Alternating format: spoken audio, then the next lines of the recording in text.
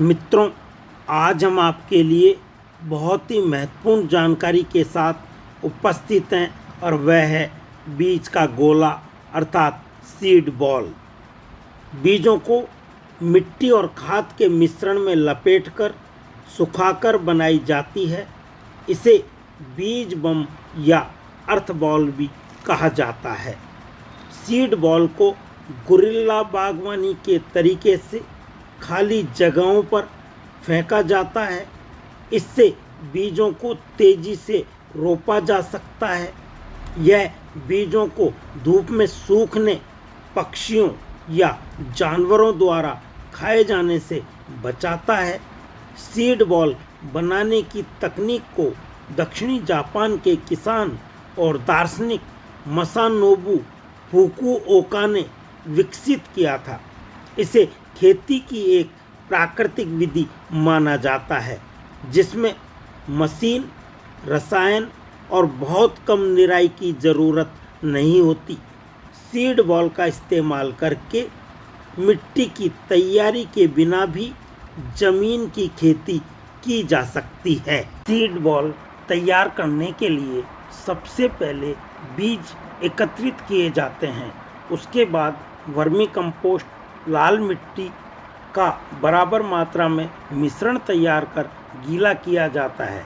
उसे लड्डू के रूप में बनाकर बीचों बीच बीज डालकर बंद कर दिया जाता है। ऐसी जगह रखकर सुखाया जाता है जहां सूरज की किरण न पहुंच सके। ऐसा इसलिए किया जाता है ताकि धूप की किरण नहीं पड़ने से गीली मिट्टी के बीच में रहने के बाद भी बीज अंकुरित नहीं होता। सीड बॉल को पूर्ण रूप से सूख जाने पर अपने हिसाब से खाली स्थानों पर बारिश के मौसम में छोड़ दिया जाता है। मिट्टी जैसे ही गीली होती है, बीज अंकुरित हो जाएगा, वह नए पौधे तैयार हो जाएंगे।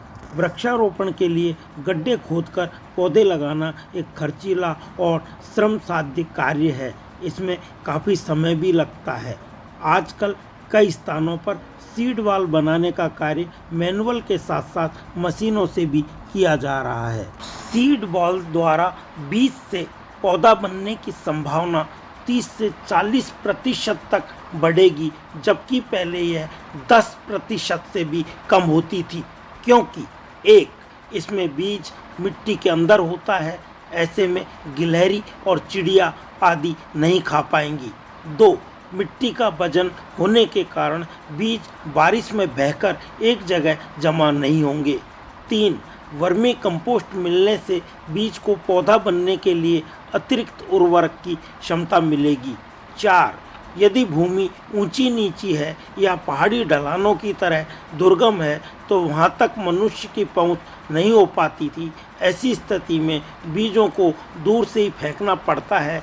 ऐसे में दूर से फेंके गए बीजों के उगने का प्रतिशत नगण्य ही रह जाता है, क्योंकि नंगी ज़मीन पर सीधी धूप में पड़े हुए बीज काफ़ी संख्या में निष्क्रिय हो जाते हैं, जिसके कारण भी उनमें अंकुरण नहीं हो पाता। 5, पर्यावरण को बचाने हेतु सीड बॉल्स को वायुयान और हेलीकॉप्टर, नवीन तकनीकी ड्रोन आदि के माध्यम से दुर्गम क्षेत्रों में वन संवर्धन के लिए भी प्रयुक्त किया जा रहा है।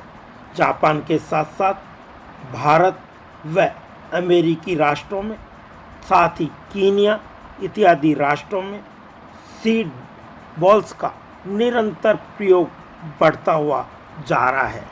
आप सभी से विनम्र अनुरोध है कि पर्यावरण की रक्षा हेतु अपना सूक्ष्म योगदान भी दे सकें, तो यह समाज और मानवता की सेवा में एक उत्तम प्रयास होगा। मित्रों, आप सभी ने इस जानकारी को हासिल करने के लिए जो अपना मूल्य समय प्रदान किया, उसके लिए बहुत बहुत धन्यवाद।